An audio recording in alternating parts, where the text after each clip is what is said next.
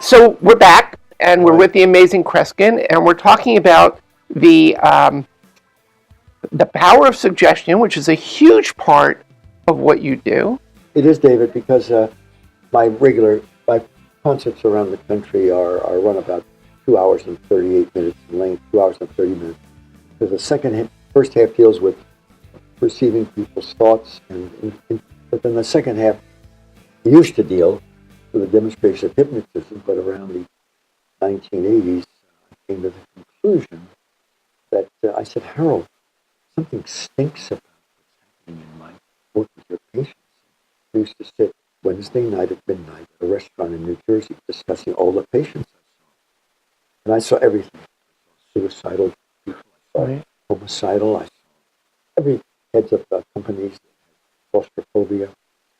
He said, what do you mean? I said, so-and-so and so-and-so, they're not good subjects. They're trans, but they're getting better. He looked at me, he said, what are you telling me? I said, Harold, I don't think they're getting better because they're hypnotized. He looked at me and said, interesting you say that, Kreskin. He says, do you want me to just ask you further? I said, can you let me not talk about this for the next 3 months? I want to see what happens when I'm traveling. So on the stage, I would ask people on stage. At the university, I get 30, 40 people. Carnegie Hall, how many volunteers? 118 people in tailcoats and evening gowns because it was a special. But I mean, it usually is 30, 40, 50. They all want to participate. Right. And without going to the mumbo jumbo, you're going to trance and so forth.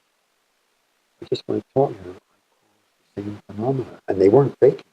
People couldn't get out of their chairs. People forgot their names. People see me today.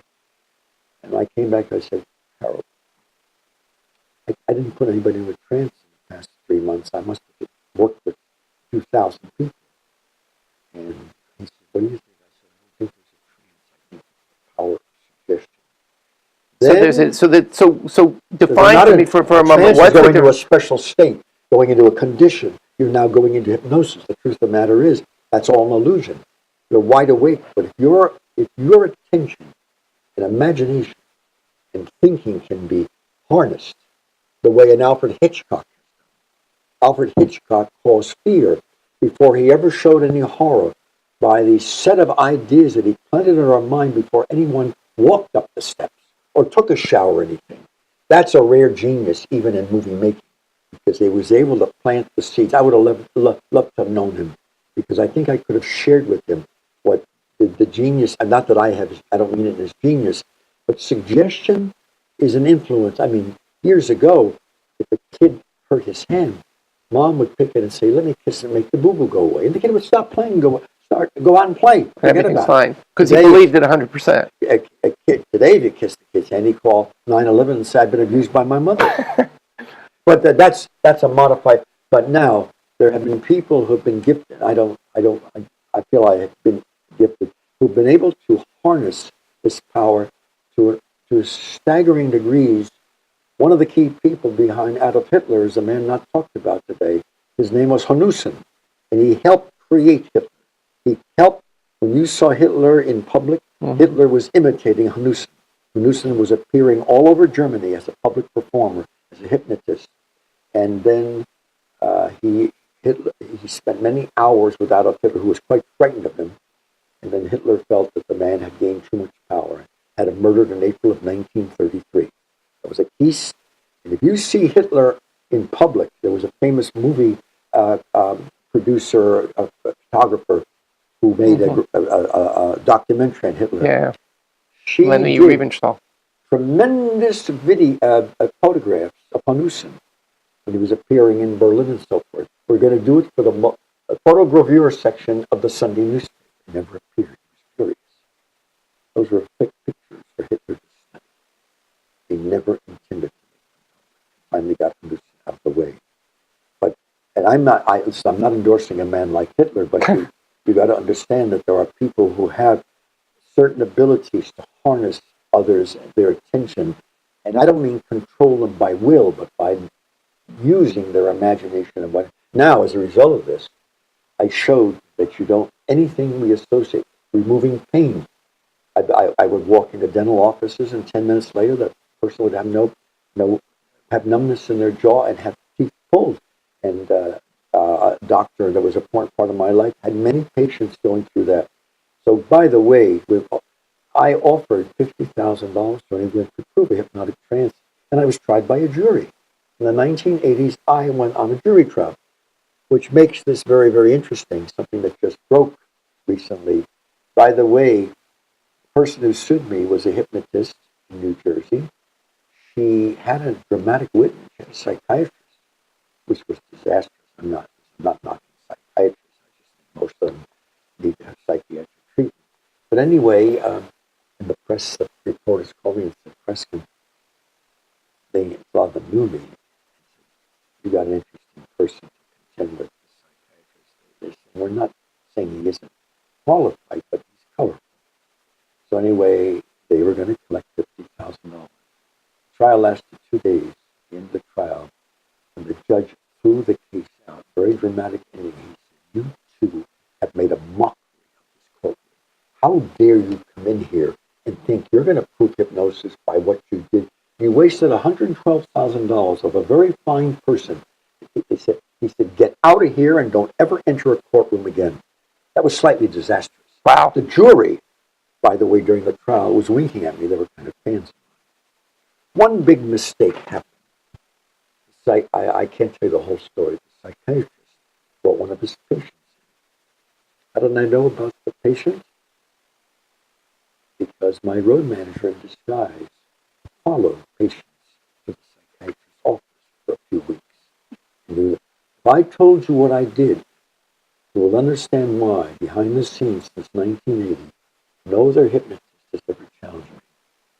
What I would have in store, the courtroom would make a movie, make a mockery. But anyway, the hypnotist, the psychiatrist, regressed this woman back to a plenary degree, deep where she relived her childhood. She's now reliving, requiring the deepest level of hypnotic techniques. I said to my attorney, could I address the jury? And he said, sure. So Marvin Fish said, Your Honor, can Kreskin just ask a question? It was a simple question. Here she's now 3 years old. And I said, I understand, Dr. So-and-so says she's now regressed to that level. Yes, just as Milton H. Erickson often referred to that in the Davis-Husband scale. I have the largest library in the world, hypnotic techniques. I can tell you a page. Yes. I said, she's not recalling better. Oh, no, that's recall. This is true regression. Yes. I said, well, she's really reliving and now living 3 years old. How in God's name does she know you anymore as a hypnotist? You weren't around when she was 3. The place where he didn't know what to answer. There could have been a double talk answer, but the fact he sat there, couldn't quite explain what to say, was slowly the beginning of the erosion. So now I won the case. I no longer offer $50,000. I now offer $100,000, which is interesting. That's since 1980. Now, David, you have a case that just broke a week, maybe 2 weeks at this point, about a man who, a school board in Florida, had 3 students die over a period of a few years, and it turns out that they, among 75 other people, had been hypnotized by the principal to improve in their studies and this and everything else. They found he didn't quite have the local license to practice therapy, but he worked with all these people, and 3 of them, they didn't know each other. They separately, in the interim, committed suicide, which makes it very interesting. How does it connect? What was their premise about how him hypnotize? Because he hypnotized 75 people. Yeah, the others didn't commit suicide. And the others didn't commit suicide. But what was their premise that somehow? What was the connection that they said that the suicides were related to the hypnosis? A statement was made that there's no explicit link tied to the students' deaths to Carney's hypnosis. The former principal admitted he had hypnotized different people. One of them a day before a car accident. Let's just say a lawyer came along, and I'm not saying that lawyers are ingenious, so forth. But let me say to any college students watching who intend to take up law law, and I've done over 1,000 universities shows. I happen to know people in television whose kids are, three of them now, that are very, very well-trained lawyers, cannot get work. Maybe you should know that in England it's like 10 lawyers for every 100,000. In other parts of the world, similar, what have you. In the United States, as of 3 weeks ago, there's now one lawyer for every 300 people. One lawyer for every 300 people. Law firms are closing down everywhere. I happen to be had a manager whose law firm was shedding lawyers. There's just too many. One of the salvations today is lawsuits. You can sue a person if when you look at them, this disturbs you, your hand is like that. Now in England, you don't do that. Because England has a condition that if you sue someone, and you fail with a lawsuit, you must pay their expenses. Right. These people, stupidly, who sued me, should have paid me $112,000, except now, for many years, the American Bar Association in the United States, every time a law comes up to say, if a person sues and they fail, they should pay, Bar Association stops the lawsuit. Really? In England, because they have that condition, there's hardly any lawsuits. You think there's justice in the courtroom?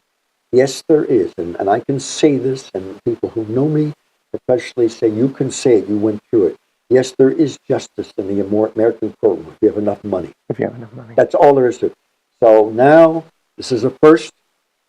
I've done, oh, by the way, one of the kids was driving a car when he died. Hypnotized. Well, his girlfriend, who survived, said he had a faraway look just before. Like he went into a trance. So the feeling is he hypnotized himself, except that it's now come out that just hours before, he was in agonizing pain in a dental office. When he left, he was in agonizing pain, had heavy medication.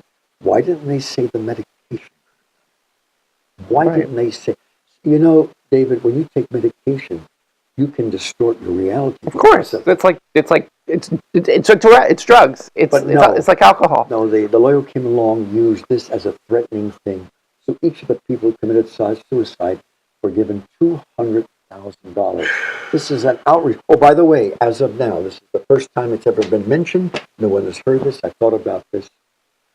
I'm going to, in a few days, send a special delivery letter to the gentleman who was fired, the principal, and has retired. Mm-hmm. They made no charges against him. Oh, all the publicity, and the lawyer made it such that he perhaps tampered with people's brains and what have you. Oh, come on.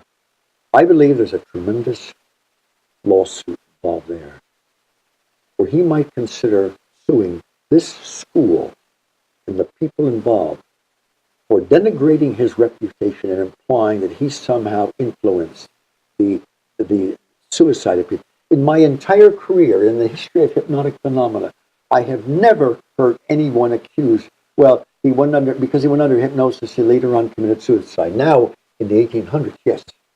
It was very, very common in every civilized world, no matter what the language was. Mm-hmm. Murderers, when they went on trial, used hypnosis. I was hypnotized because hypnotism was very, very mysterious.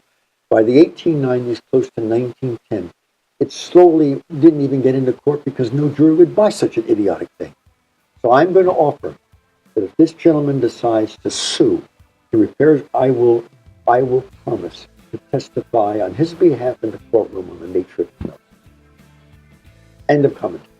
Okay, quick question. Aside from that, I want to assure everybody, I did not, even though I tapped David on the shoulder, I did not influence him in ways that I would make public. I will not make public the ways that they... She got me to shut up for 5 minutes.